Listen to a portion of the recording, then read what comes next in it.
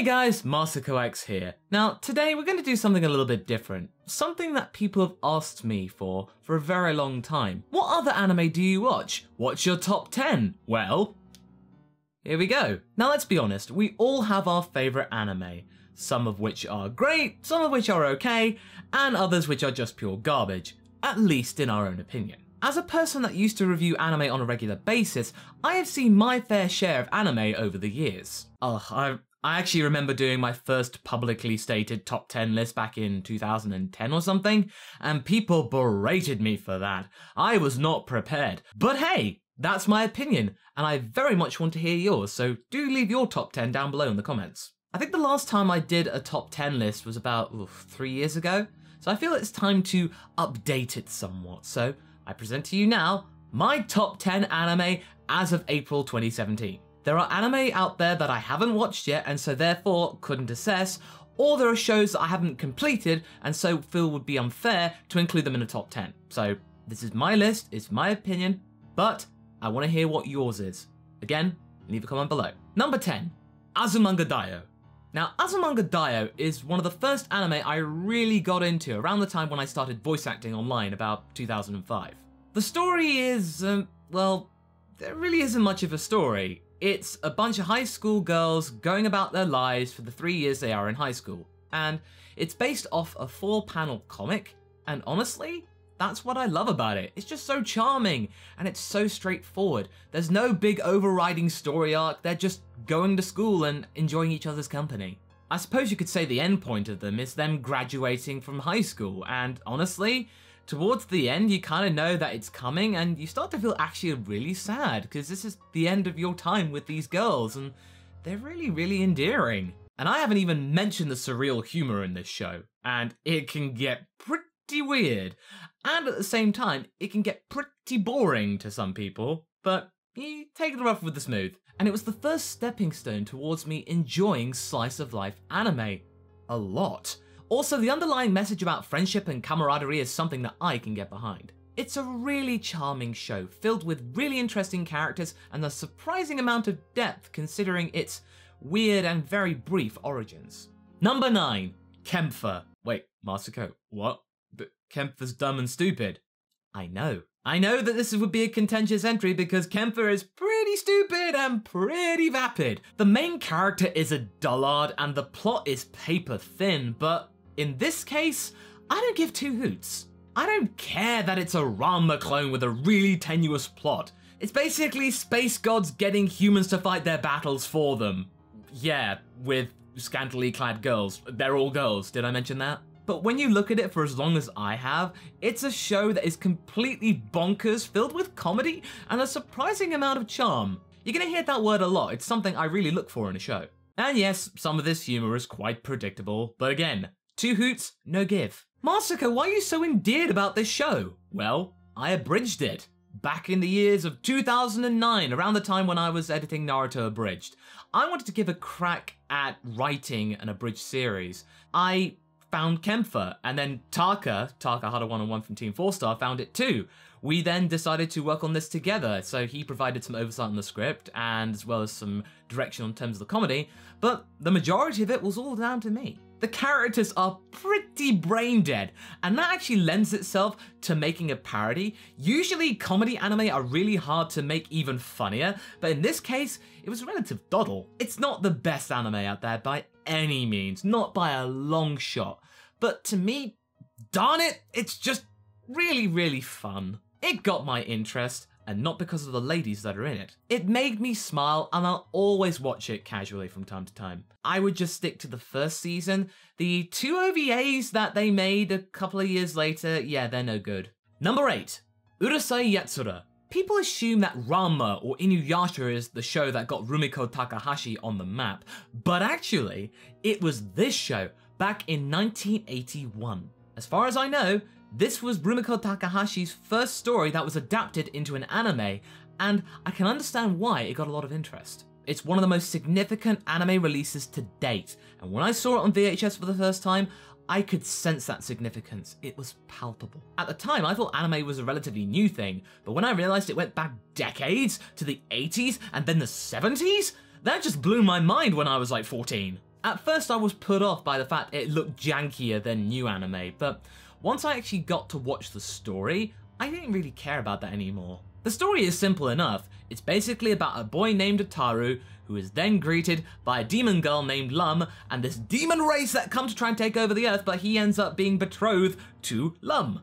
And he's then got to deal with his current on-off girlfriend Shinobu, so it then becomes a love triangle to end all love triangles, as well as tiger pattern loincloth wearing demons. It sets up the tale between Lum and Ataru, which is a case of misadventure and mismatrimony. And this goes on for 180 episodes or so. It's a hilarious tale, which really established Takahashi's narrative style as well as her visual characteristics.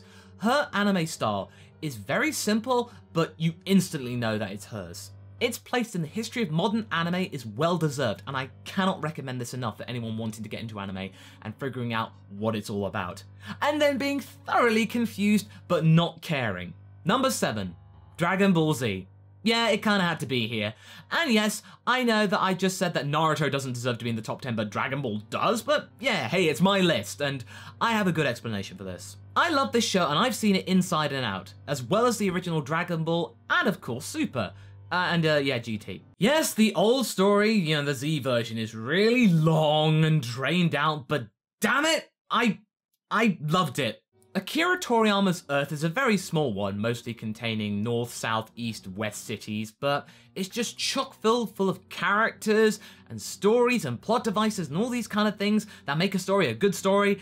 Toriyama is great at improvising as he goes along, and if you didn't really do your research about Dragon Ball, you'd have no clue. You'd think that he had everything planned from day one, but no. All of his unique designs and concepts have stayed with me, and will always continue to stay with me for years to come. Goku is my favourite male character, although Whis is a close second now. And yes, I know me playing him in various parodies all over the internet has kind of made me a bit biased, but I have a good connection with him, and I really feel a strong link with the character. Not to mention the image of the Super Saiyan. It's something that sticks with you the first time you see it.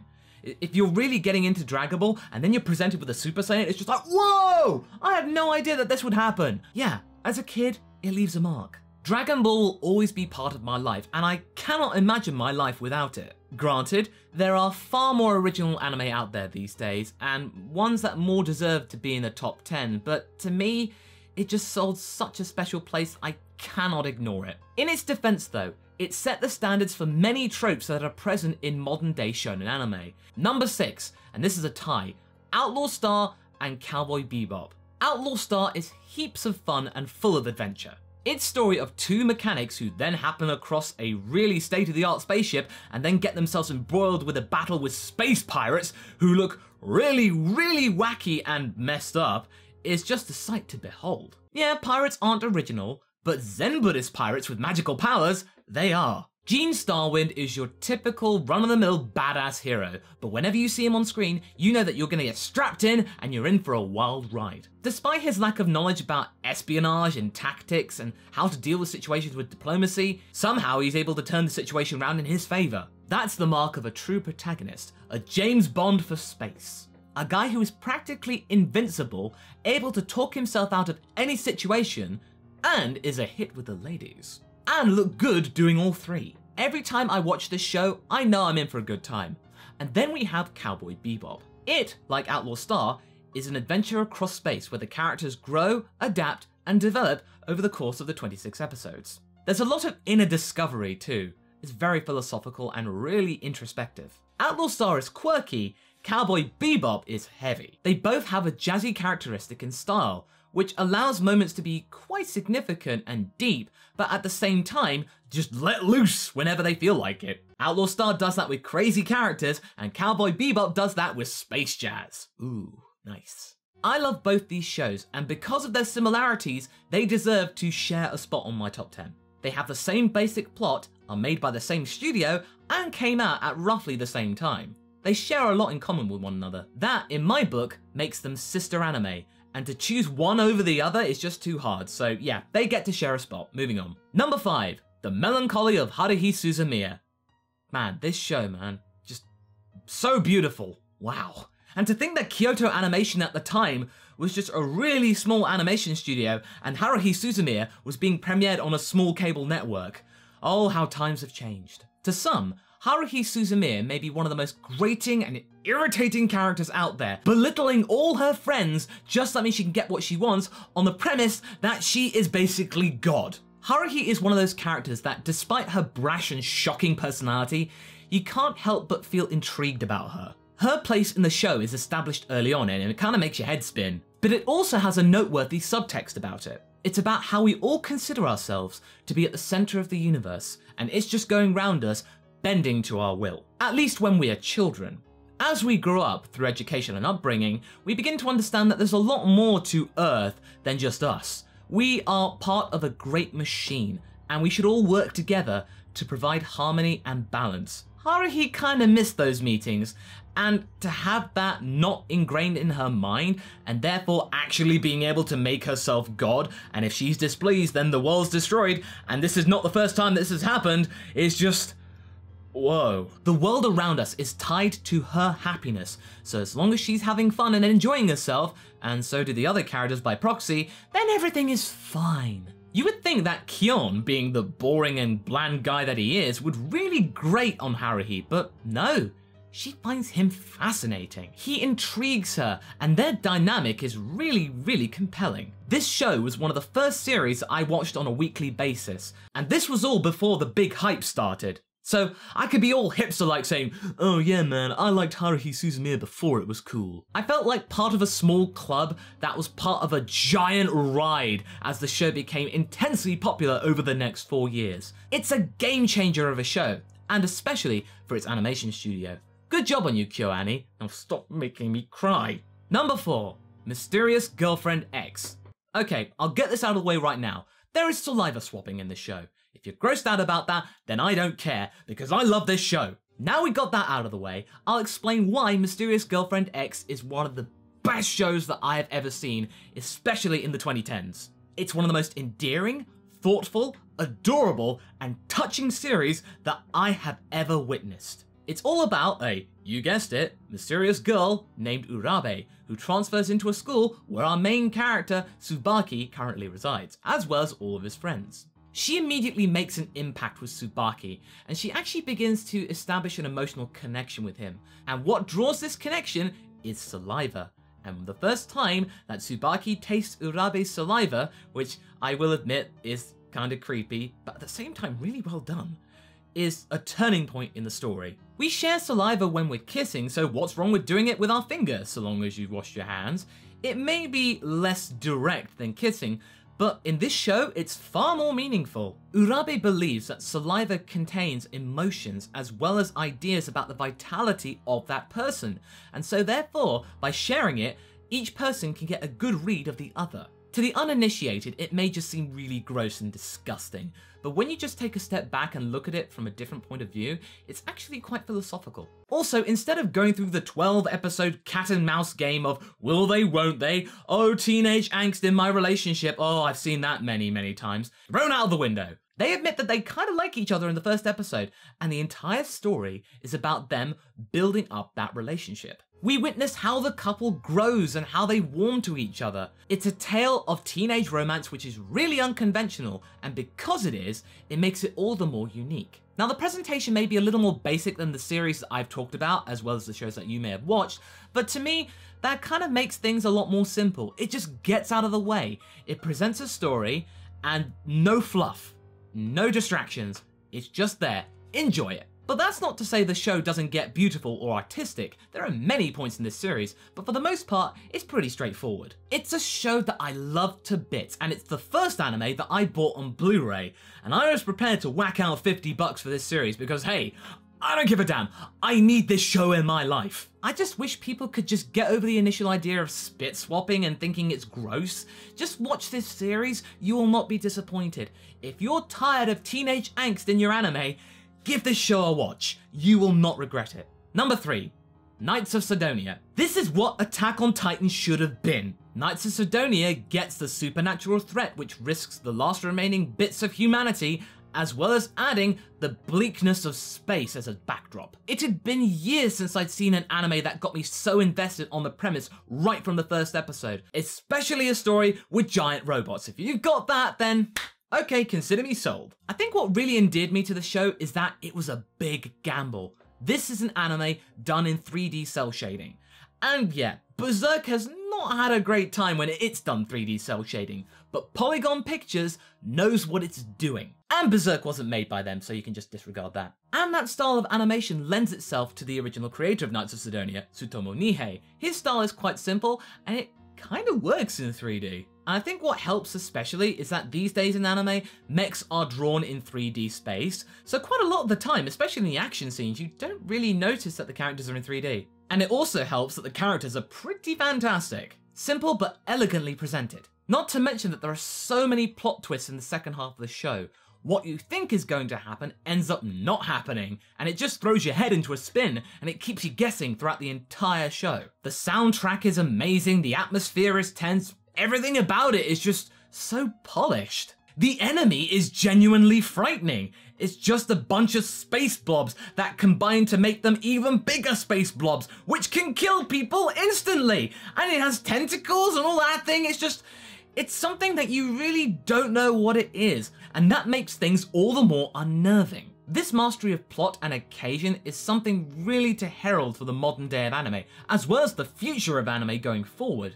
I think if Polygon Pictures can just refine the frame rate a little more and kind of make the movements of the characters a little smoother, then 3D anime I think actually has a future. Number 2, Maharomatic. Like Azumanga Daioh, this was one of the first series that I actually bought on DVD and watched from start to finish. I love the concept of it, but I'm also saddened by it. Maharo, an android who has served her time in a private military force, basically being a giant robot with big guns, is now facing retirement.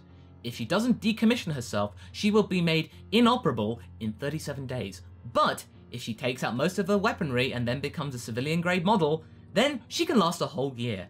And this gives the chance for her to live out her dream of being a maid to one boy named Suguru. The fact that she wants to become a maid after being a badass robot for so long is really unusual in itself. But don't worry, it makes for an interesting story. And when you begin to understand why she wanted to become a maid and actually go to Suguru specifically, you feel that it just gets all the more profound despite the actual atmosphere of the series being relatively fluffy and soft and safe. The minor characters that populate the Maharo universe are actually really endearing and full of character. They feel genuine, they feel like people that you would know. Their relationships with each other hooked me in, and I felt like I was part of the story. I felt like I was with them through the good times and the bad times. And then at the end of it, when everything's been really happy and nice, you're then hit with the mortal blow to the heart about how many days Mahara has left to live. And that just makes you feel so sad and awful about yourself. It's also one of the first series that I actually collected all of the manga for.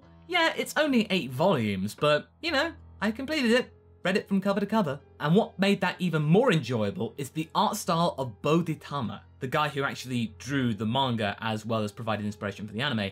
His art style is just really beautiful and just really fascinating. I can't get enough of it. And his style made the anime Kiss Sis, which I really don't like, actually relatively palatable. I have no issues about the art style. Everything else though, Nevertheless, I enjoyed myself watching Maharomatic, and I cannot wait to watch it again. Yeah, I should really go do that afterwards. So, number 1.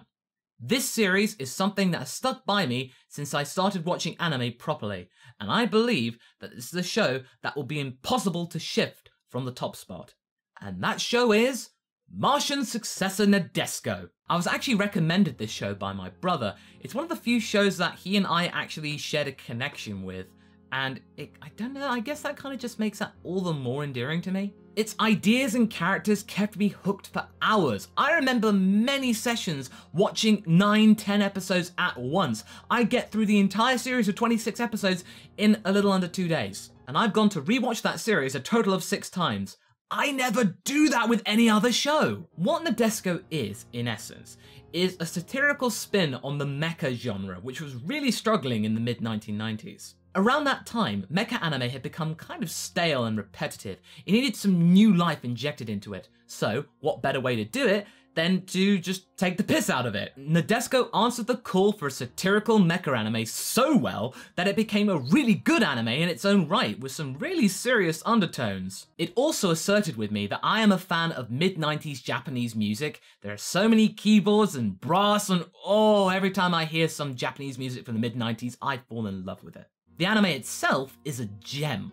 The main character, Akito Tenkawa, is wrenched from his Martian home and is somehow found back on Earth, and he just so happens to bump into his old childhood friend, Yurika Misumaru, who just so happens to be the captain of a new ship, the Nadesico. From there, the story goes on a wild ride, and Akito, initially being reluctant to pilot giant robots because he actually has an implant that means he can do so, and pretty well, he then just kind of deals with it, as well as his desire of being a chef.